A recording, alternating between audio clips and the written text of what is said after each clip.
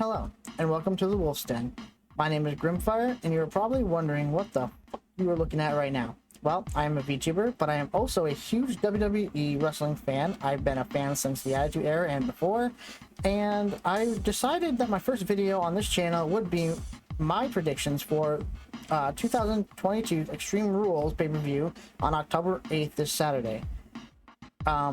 So I'm gonna there's no script in this video, so I'm just gonna go ahead and jump right into it. And if you have any other predictions, or if you agree with my predictions, disagree with them, let me know in the comments down below. Be sure to share, like, and subscribe if you want to see more wrestling content. I plan on doing more predictions, reviews, possibly some wrestling news. Trust me, I'm probably the only anime boy you're ever gonna see doing these reviews, so hopefully you enjoy something a little new. So we'll start with the first match, and again, remember, I'm not doing this scripted, so there's gonna be some ahs, and buts, but we'll get into it. So the first match that I want to talk about is going to be the good old-fashioned Donnybrook between the Brawling Brutes versus Imperium, and honestly, this one's a little toss-up for me because I believe that the Brawling Brutes probably deserve a win here because they lost to Imperium. Well, I mean, I guess it was Sheamus that lost, right, last time, if I recall correctly. But this also hinges on like Friday, because Friday SmackDown, you've got a repeat of Sheamus versus Gunther for the championship, and I believe that they might give it to Sheamus then, because it's the only title he's never held, and I feel like he deserves the win there. But if he does, then I feel like Imperium might need to win at Extreme Rules. But since I don't know who's winning on Friday, I'm going to stick with my prediction, and my prediction for this match is going to be Sheamus and the Brawling Brutes. They're going to come out on top for the Donnybrook match. So, okay. As these matches get more serious, I'm gonna get into a little more of a serious mode here, so just don't mind me. The next match, now again, I don't know what the main event for this pay-per-view is gonna be. I don't think anyone can figure that out. I'm assuming it might actually be Ronda versus Liv. I mean, I don't think that's the most exciting match, but I do think that it is the only Extreme Rules based stipulation match, even though they are all like extreme matches. So it could be the main event, but then again, if the White Rabbit shows up, he'll probably show up at the main event, so it wouldn't be them. I don't know. Anyway, I'm just gonna go into in a random order. So the next match I'm going to talk about is going to be Edge versus Finn Balor in an I Quit match. Okay, so I don't think there's a toss-up here for me at all. I'm pretty sure Finn Balor wins this one hands down. Now, do I see Edge saying I quit? Not really, for the most part. I see one of two things happening here.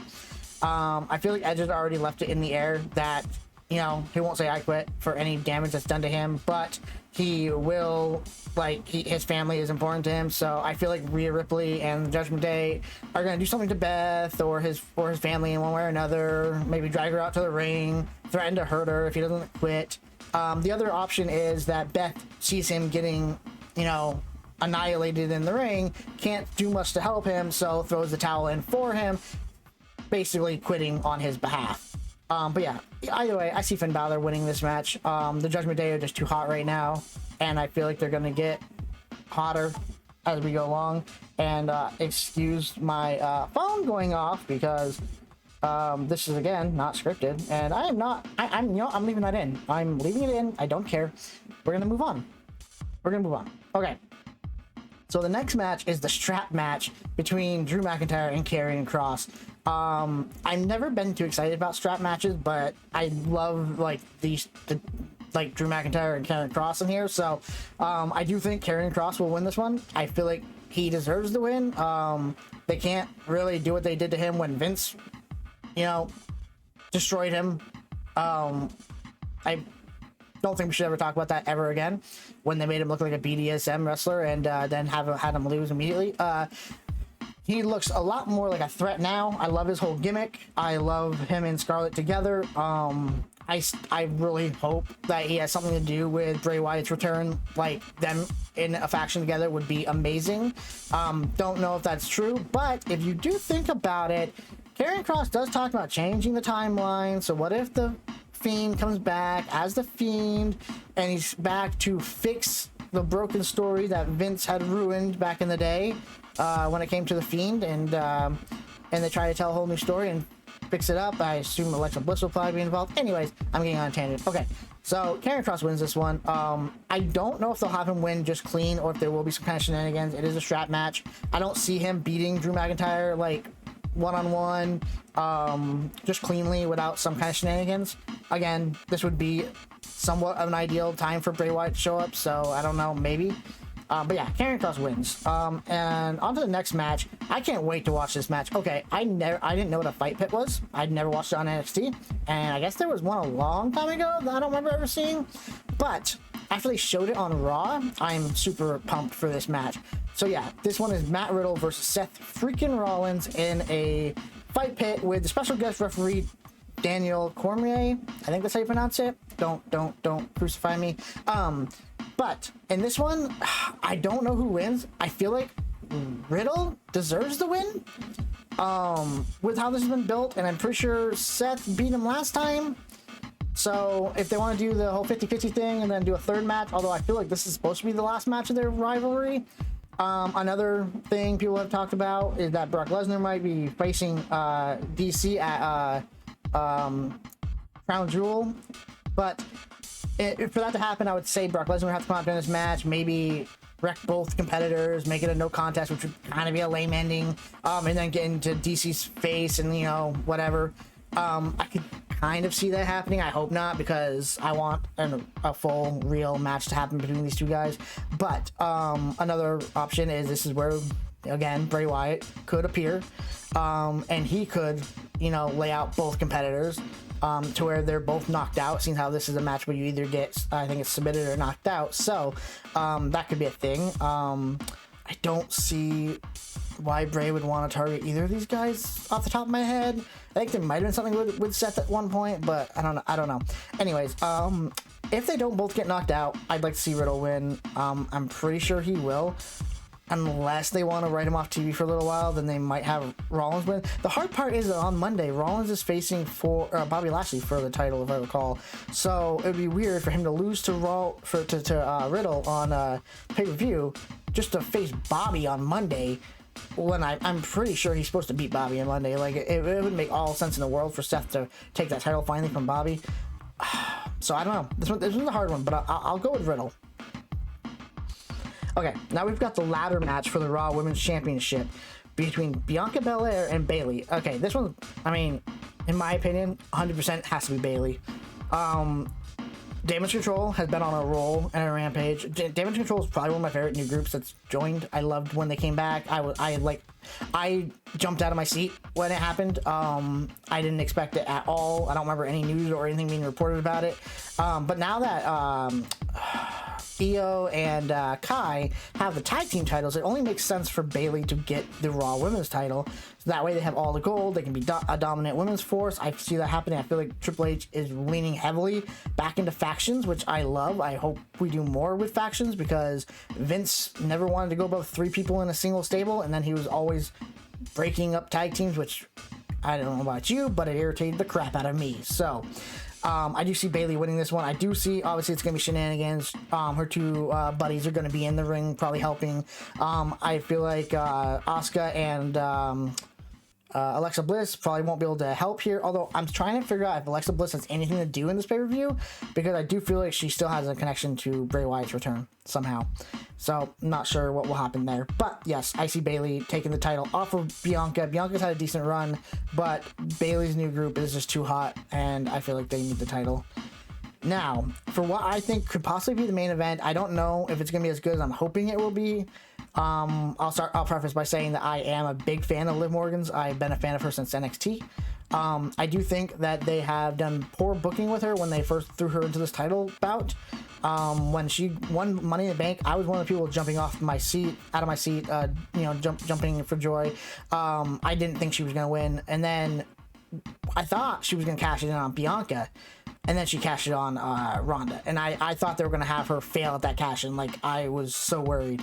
But it's hard, because there's no women in WWE right now that you could book against Ronda that is a credible threat to Ronda. There's I can't say no. There's 2.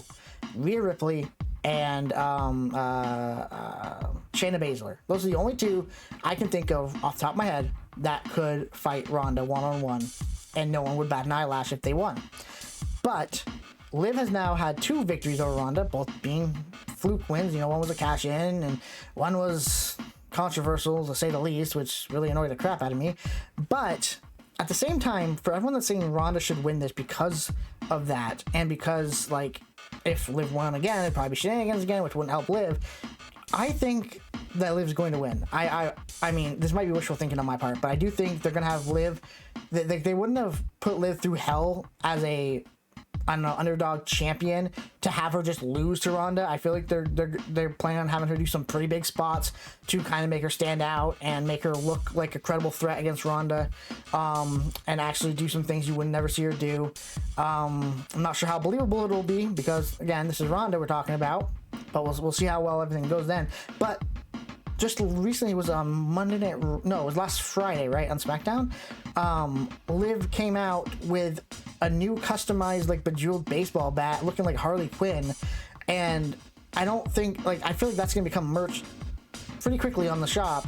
So I don't see her coming out with a customized baseball bat and then just losing, unless I guess, but yeah, I still think she'll win. I don't know if shenanigans will happen here, and if shenanigans do happen, I could see someone like Becky Lynch showing up to help Liv beat Ronda down. But then again, I don't know if Ronda's really a heel in this situation, or neither is Liv really. And Becky's also a face now, so I don't know. And people are talking about Liv could turn heel. I mean, I guess that's true. But honestly, like, I feel like Liv missed that opportunity when she probably could have went with Rhea to join Judgment Day, because they were a really good tag team. But anyways, I do think it's still going to be Liv. That's all 6 matches for the night. But I do think that I should briefly discuss the White Rabbit. You know, it's going to be Bray Wyatt. I've talked a little bit about it tonight. If it happens at Extreme Rules, I don't think it's going to be a giant reveal. I'm almost tempted to say that he's really not going to, like, come out or anything like that. But I do think it's going to be revealed who it is. And then there's going to be some, like, spooky stuff that might happen. But if he did come out, honestly, I want him to come out during Karrion Kross's match. Because unless he's, like, with the Judgment Day, I don't see him interfering in their match. He's got no reason to be in the Donnybrook match. The only other one would be Seth and Riddle, but again, I don't know.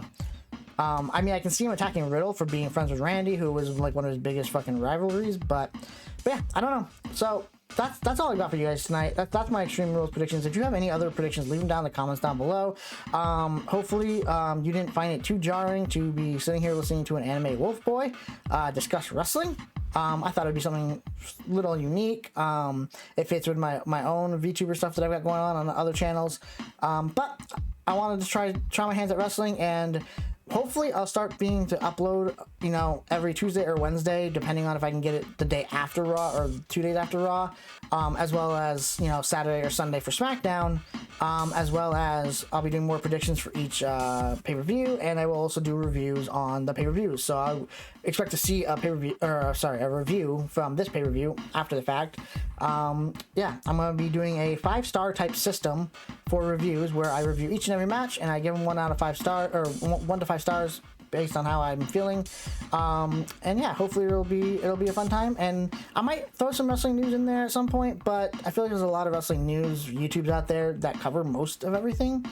And unless I'm, you know, try to do this completely full time, I don't know if I'll have the time to really sift through the news. If there's some cool stuff that comes out, I'll probably definitely make quick videos about it. But setting up my video takes a little longer than what you would think, mainly because I have to have my, you know, my model and everything on the screen. But anyways, this video has gone a lot longer than I expected. So I hope you all are having a great day, and I hope you all have a great weekend. And again, comment, like, and subscribe, and share the video. Let me know what you guys think. And yeah, let's have fun at Extreme Rules this Saturday, and I will see you guys in the next video. Thanks for stopping by. Peace.